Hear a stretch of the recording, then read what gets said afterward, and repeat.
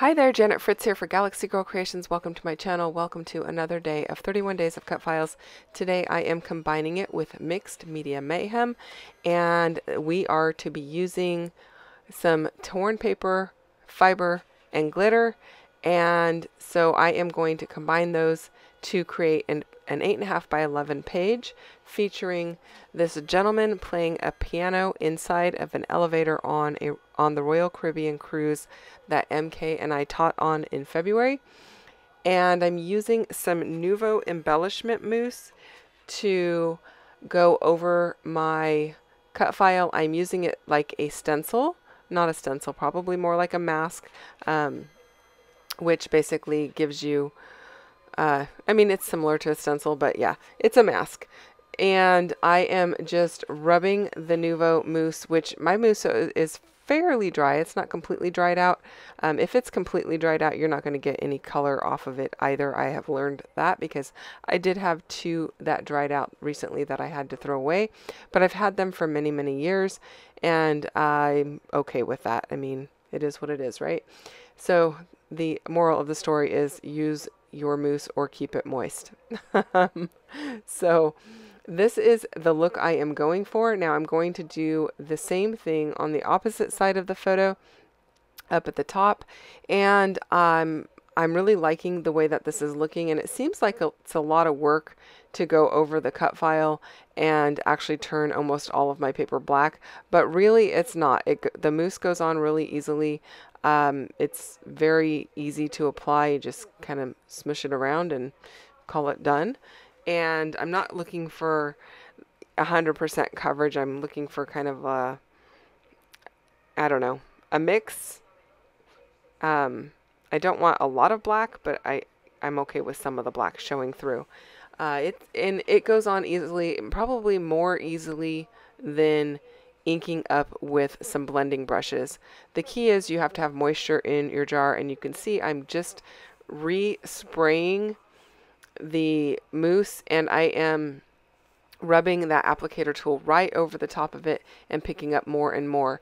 Now, you don't have to have it super wet. It just depends on how much you want your applicator tool to pick up. Now, the applicator tool that I was using there is probably one from Hobby Lobby, probably the Hobby Lobby brand, because the foam comes off of the black felt piece, or not felt, the piece that velcros to your applicator tool. It comes off when it gets wet. So my answer to that is I wash both pieces, let them dry, and then I just use my hot glue gun to glue them back together, and it works fine. I'm not pressing down so hard that I'm going to have the hot glue kind of create like a stamped image or anything like that, and I don't put enough on that it really matters. So for the purposes that I'm using it for, it seems to work well. Now, I have not had the same problem with the Ranger brand. I've just had this problem with the Hobby Lobby brand. So I did tear that piece of paper. I didn't want the straight edges because, again, that mixed media recipe calls for some torn edges. So I tore that paper right down the center. Now I left it 12 by whatever the width is of the strip. I will trim that down as I get closer to being done, but at the moment I'm just leaving it the full 12 inches just to make sure that that is in fact the paper that I want to use. And then I'm using some pieces from 49 and Market to underneath my photo, and I'm liking the way that that's looking. I'm just trying to get this piece centered while I get that put down. Don't forget to go check out everyone else who's playing along with 31 Days of Cut Files, and make sure to check out MK's channel because I know she's got a video for you today. There's a playlist link down below for that. Her direct link is also available down below in case you're interested in just going straight to her channel. And you can also join the 31 Days of Cut Files Facebook group for even more inspiration. And if you're playing along, we would love to see what you create using the cut files that were included in the kit. And even if you are not playing along with the cut files from the kit and you're using other cut files that you purchased elsewhere, we would love to see that as well. So feel free to go and join that group, and then you'll get lots of cut file inspiration in the albums section. So now I am using some Stickles glitter gel in, I think this is called Moon Dust, and I really like the way that it looks. It does take it a little bit longer to dry. The Nuvo mousse dries very quickly, but the glitter gel, I did have to wait a little bit for that to dry. Just trying to get some good coverage. It's got some stars in it, and I think that looks really cool.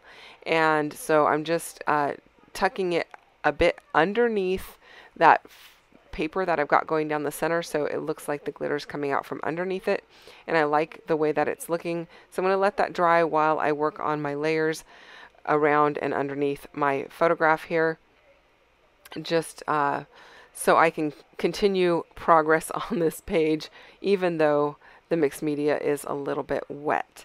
Now, I did have a piece of ribbon. You saw me testing it there to see if I wanted to use it. It was black and very glittery, and I thought that might be the answer for my glitter, but it was not. It's just too perfect.